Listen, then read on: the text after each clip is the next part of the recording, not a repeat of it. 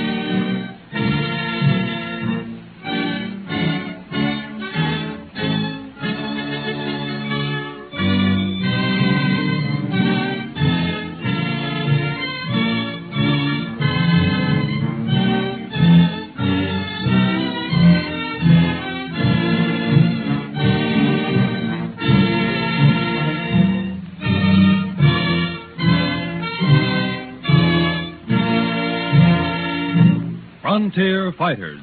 Dramatic incidents in the lives and careers of those fearless trailblazers who brought eternal glory to the Empire of the Northwest.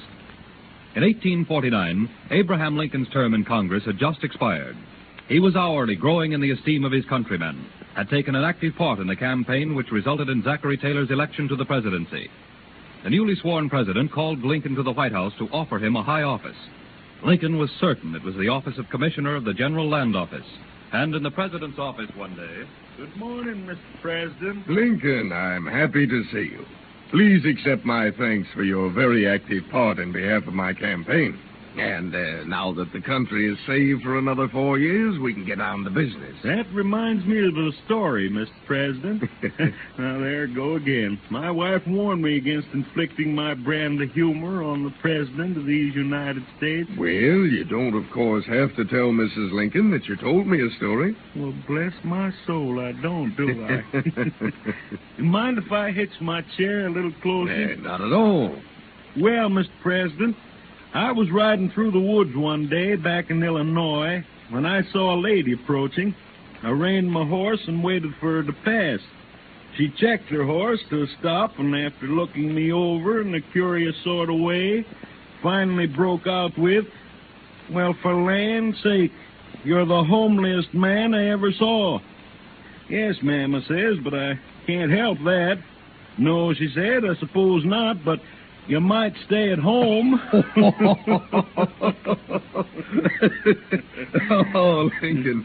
Lincoln, if you can combine your qualities as a humorist with certain other qualities as a politician, I think you'll make an excellent governor of the territory of Oregon. I reckon my hearing is out of whack, Mr. President. Did you say governor of Oregon? Yes, Lincoln, I did. The appointment of Commissioner of the General Land Office is too obscure for a man of your talent. Well, Mr. President, there's a little woman back home who's mighty afraid of getting too far away from the center of population. I can just hear Mary Lincoln asking me to decline with thanks. Mr. President, Oregon has just lost a governor, but that's just between us. Lincoln, I'm genuinely sorry. Well, maybe I'll never get another presidential appointment. But it wouldn't do to get Mary riled up now, would it? Besides, my friend J.P. Gaines is a good man, and I think he'd like to go to Oregon. J.P. Gaines did become governor of Oregon and was sworn into office on August 18th, 1850. With each year now, this Empire of the Northwest took on a greater significance. The Southern Oregon Military Road was built. A steamboat line was established between Astoria and Oregon City. The Willamette and Rogue River valleys became populous, and now a new trail was to be blazed from Port Orford on the coast to Jacksonville. On the 10th of June, 1851, 9 men landed by the steam coaster Seagull. The Klickitat Indians, always hostile to the whites, saw in this small landing party an opportunity to stop the white man from further colonizing their lands. The red men waited for the Seagull to leave, and then demanded of the 9 men... Indians say to Paleface, go now, or die. But where can we go? Our ship sailed an hour ago. Then let Paleface make his home in ocean, with fish. If he cannot breathe air, let him breathe water and drown. Wait. Let us continue as brothers until morning. Then we will take our choice between becoming your prisoners or walking out into the ocean. So let it be. But between us, there never can pass pipe of peace. Only tomahawk. Well, Captain, what are we going to do now? We're 9 against 100. See that great rock there rising out of the water? Yeah, but the minute we make a dash for it, those red devils will come out of the woods and cut us to pieces. But we're not going to make a dash for that rock until it's dark. It's our good fortune that we took the ship's signal gun with us. 1 cannon well mounted and 9 rifles. Captain Peters, I've looked that rock over, and on top of it there's a small clump of trees. A perfect blind for our cannon. Good. In the morning, we'll reveal our position to them. Wait until they charged the rock and gotten within 50 feet of our cannon. I don't think we'll have to choose between either the ocean or the tomahawk.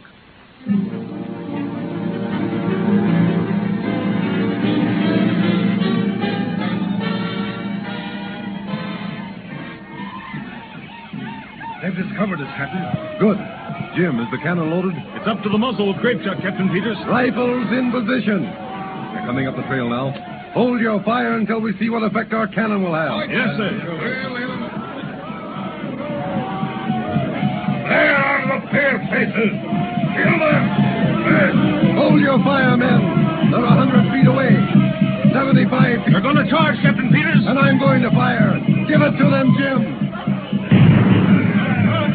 There go a dozen of them into eternity. That grape shot sure did the trick. Look at them engines run. And I hope they keep running, because that was the last of the grape shot from our cannon.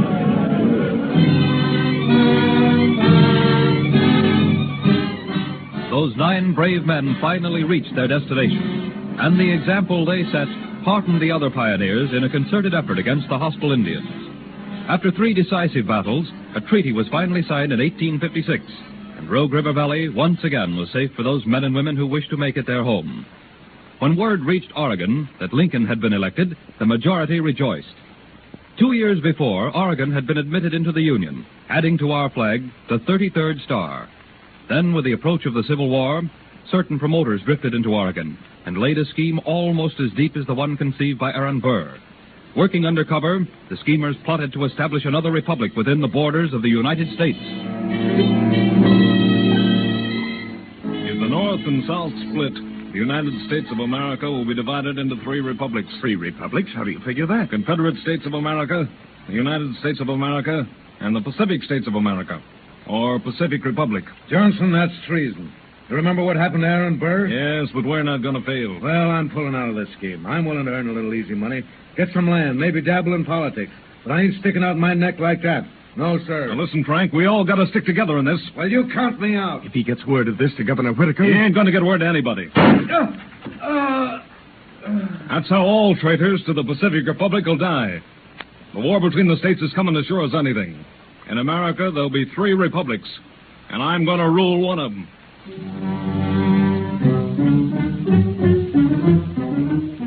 As the conspirators predicted, the war between the states became a horrible reality. The Oregon Patriots dedicated their lives to the Union, but the scheme of a Pacific Republic attracted more and more followers each month. First, it was a story that was only whispered about. Then the conspirators became more bold and argued its treasonous points loudly. Talk of a republic in the West spread throughout the states of the Pacific coast, and now Governor Whitaker felt it was time to take action. If such a scheme succeeded, and men and money were diverted away from the North, the government of Abraham Lincoln might fall, and we would become a nation ready to fall an easy prey to the first enemy from over the sea. In a meeting, the governor said to his lieutenant, John, there must be no more thought of a divided West than a divided Union. I'm afraid, Mr. Governor, that this wild talk has caught on. The sentiment seems to be growing throughout the entire West. The entire idea is preposterous. It's so foreign to our instincts, our sense of fair play. One of their handbills, printed only heaven knows where, came into my hands. Listen to this. Pacific Republic will be an aristocracy somewhat similar to the ancient Republic of Venice, which, while providing for an elective executive, will vest all its powers in hereditary nobles. That certainly repudiates universal suffrage. It's positively fantastic. And more, all labor will be performed by a class of people from any of the dark races: coolies, South Sea Islanders, mulattoes, and Negroes. That, of course, means slavery in the Southwest. I don't intend to stand idly by and see this nightmare grow into any demon of reality. Mr. Governor, urgent dispatches from President Lincoln. Oh, thank you. Well, John, bad news travels fast. The president is experiencing considerable alarm. His question is, what if men and money are cut off from the federal government? This is a critical time for the Union. Mr. Governor. Yes? The Sons of the Pacific Republic have posted handbills.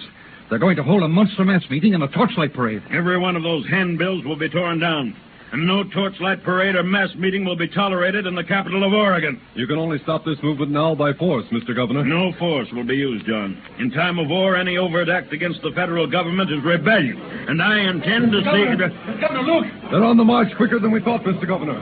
Hundreds of men and a few women, too. They're headed for the town hall. John, get your hat. Order an escort for me. Looks like we're all going in the same direction.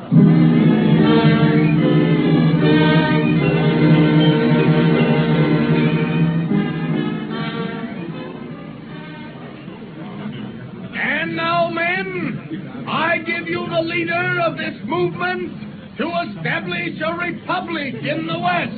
And I give you the man in whom is vested the authority of the federal government, the duly elected representative of the majority of citizens in Oregon, a man who has sworn to uphold and enforce the laws of the state and the Constitution of the United States of America, our governor, Mr. John Whitaker.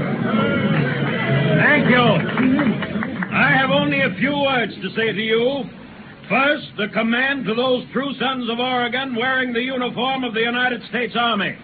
Captain, arrest the leader of those forces who call themselves the Sons of the Pacific Republic. And arrest waits for every man who swears allegiance to any flag other than the Stars and the Stripes. I have sworn to uphold law and order in Oregon. I shall not violate that oath. I order each and every one of you to disband. Failure to do so means arrest. Resisting arrest means you will be taken out and shot. For the next 48 hours, I, John Whitaker, declare Oregon to be in a state of martial law.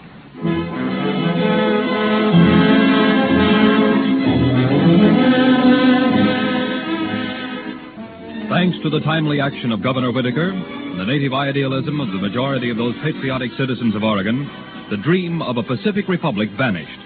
Had action against such a movement, both in Oregon and California, been less vigorous, had the supply of men and gold stopped pouring into the nation's capital, the Union may have been in grave danger. Thanks to those famous frontier fighters, whether fighting on the trail or in the governor's chair, the West today is part of the United States because of their daring and idealism.